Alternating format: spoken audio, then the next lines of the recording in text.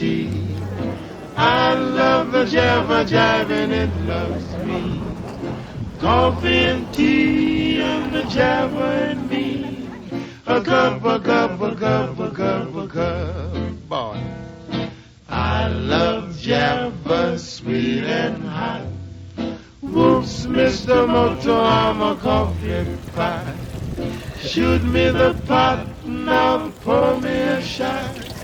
A cup, a cup, a cup, a cup, a cup. Oh, slip me a slug from the wonderful mug. I'll cut a rug till I'm stuck in the jug. A slice of onion and a raw one. Draw one. Waiter, waiter, percolator. I love coffee, I love tea. I love the Java Jive and it loves me. Coffee and tea and the Java and me. A cup, a cup, a cup, a cup, a cup. Oh, Boston beans, soybeans, green beans, cabbage and greens. I'm not keen upon a bean unless it is a cheery, cheery bean, boy. I love coffee, I love tea. I love the Java Jive and it loves me. Coffee and the tea and the Java and me. A cup, a cup, a cup, a cup. Boom.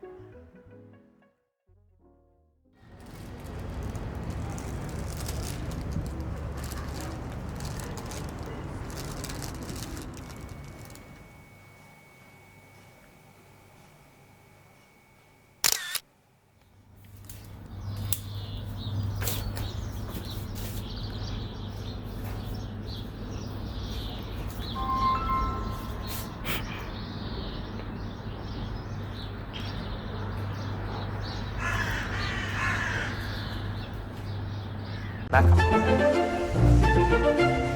Yes, so that is our first stop that you probably know about this one. It is the shop which is strictly speaking Swiss because it is French. It was founded in Paris in 1861 and it's really quickly become very popular. It's basically all over the world now.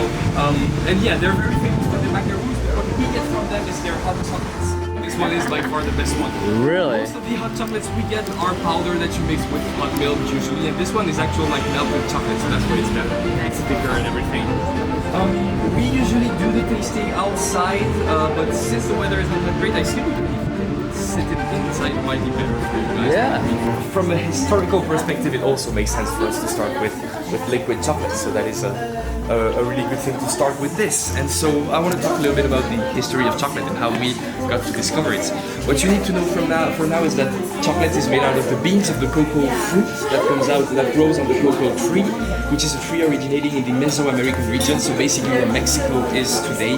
The Aztec people were the first people to make chocolates, to grow cocoa trees and to make chocolate out of it, and so they're the ones who taught Western people how to do it as well. I mean, it's spread around Europe, of course. You know how it worked at the time. You made alliances between kingdoms through the weddings of princes and princesses. Merci, madame. Bonne journée.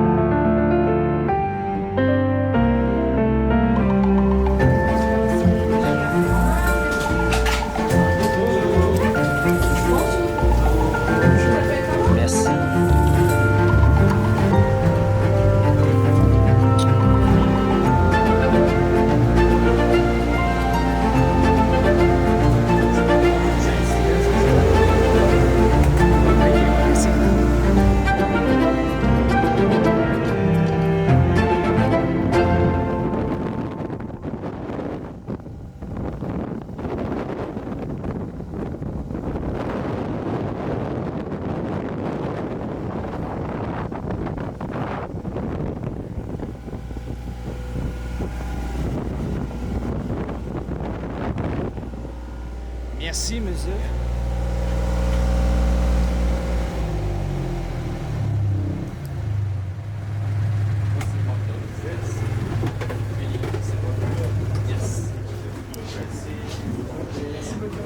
The main river of Geneva, where the lake turns back into the river Rhône, and that is the name of this chocolate shop, which is actually the oldest one in the city. It was founded in 1875 and it's been run since then.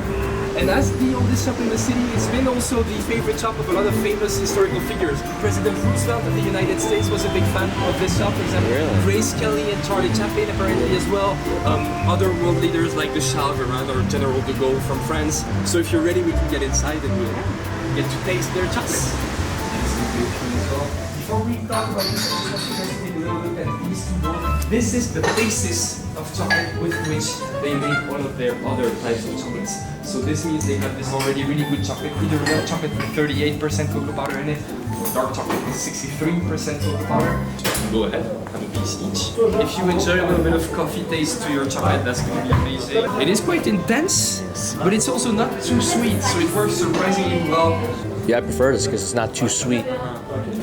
That's some very articulate descriptions. That's great. Thank you. That's amazing. We're still walking on the cobblestones, except here some of those are blue, and they have a few things written in them, right? That is part of an art installation called the Whisperings, les Murmures in French, which is a nod to the very international aspect of the city. Some very basic sentences that you would hear in the streets of the city. Welcome, how are you? Have a good day. Hope we can meet someday. Things like this that are written in 6 languages, which are English, French. So you guys probably know about this, which means they make bread and pastries as well. So we get from them some kind of a chocolate pastry, more of a mousse, but I won't spoil the surprise. I'll go quickly. And we'll walk just a few more minutes and get on top of the city walls and we'll eat them over there. Oh, okay. Me to strike a pose.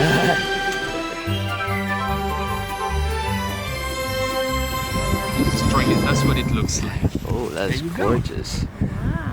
This is called the caramelia, as in caramel. And this is basically a mousse of milk chocolate within its runny, salty caramel, and all of this on the basis of basically brownie biscuit with a little bit of nuts in there. So it's a great mix of textures, of flavors. And yeah, it's just makes for a nice chocolatey and caramelly type of desserts. When we started doing these tours, we used to give one whole Alp per person, but we quickly realized it was a bit too much, as it's really intense. A good example of medieval architecture. When you build a street, you see it's always an S shape, so that the potential invaders would always have a blind angle if they were to shoot someone or something. You see these little windows very narrow here also are to shoot arrows through. It's very steep, it used to be very slippery, there was no public lighting, so overall it was thought out to make this city really hard to invade, basically. That's the idea. Alright, this is a little chocolate cauldron, marmite as we call it in French. Oh my right goodness. Here, with the little logo of, that's the flag of Geneva and that's the date of 1602. And so yeah, you just join hands and smash it down with your fists and then eat the little bits of chocolate. The traditional way we do this is we get the oldest and the youngest person in the group to join hands as if you were doing some kind of a thumb battle. Yes? So if you're ready, I'll just say a sentence that you can repeat after me. Ainsi, périr, les ennemis de la République. This means thus perish the enemies of the Republic. So I'll say it again and then you can smash down. Ainsi périr les ennemis de la République. And then you can... Long live Geneva! Well done! Long live Geneva! Exactly, that's what it is. There's a carrot in And there. then you have little veggies from the soup inside. That is made out of marzipan, so Marzipan, okay. almond powder, Very sugar. cool. And you can go ahead and eat the little bits of chocolate because that's what it's We made haven't had for. enough today. Yeah, exactly. Well done, that was a very Genevan smash. The second one is probably a bit harder and a bit more surprising because that's not really a taste you expect in sweet foods in general. It's mostly something we eat in savory foods. But I think it's really good. I know some people really don't like it, so it depends there, of course. Oh, that is different, yeah. That's not what it is, but I see what you mean again. It's not too far. It's a herb, it's a spice actually. Oregano? We're getting closer, but it's more oriental. It's more used in Indian, Persian cuisine, things like this. We're getting even closer, but that's still not it. It's a very, very precious, expensive spice. Saffron? Yes. Ah.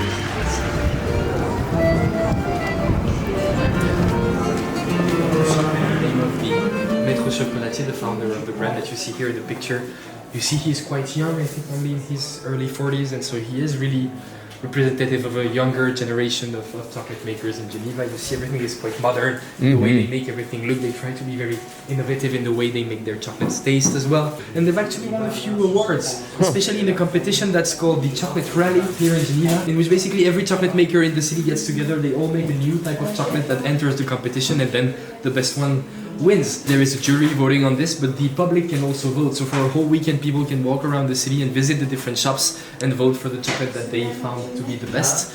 And one of the chocolates we'll get from them today has actually earned them both prizes of the jury and of the public, with the prize of the jury having a perfect 20 out of 20 score. So it really is one of the best chocolates in Geneva. Wow. And so overall a great shop, yeah.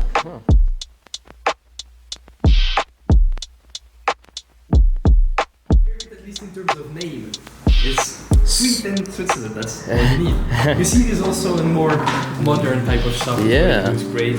Try to innovate in the way their chocolates look, in the way they taste as well. They have some great combinations of flavors. And they try to be very ethical in the way they make their chocolate too. It's often the case that they do it specifically well. They try to reduce food waste at every step of the process. They also try to reduce carbon emissions in general, and the way they do this is they source almost all of their products locally here in Switzerland, even in this part of Switzerland. And the few things they cannot get in Switzerland